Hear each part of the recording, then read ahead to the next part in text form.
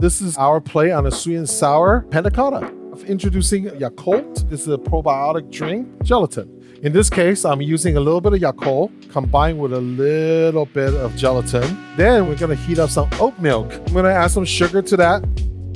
You'll notice that I'm not heating up the Yakult because we actually kind of want to keep that probiotic, right? When the oat milk's heated, pour all the Yakult in there, and then we're gonna add gelatin. I like to use this bowl today as my vessel for my Panna Cotta. So I just go ahead and pour it in, and then you chill this in the refrigerator at least 4 hours or overnight. And move on to the next portion, which is the sweet and sour part of this dish. First thing first is goji berry. These berries are kind of savory, but also sweet at the same time. Soak it with water. Take this hydrated goji berry, and then with some fresh berry that you like, we're gonna macerate it with some brown sugar, black vinegar.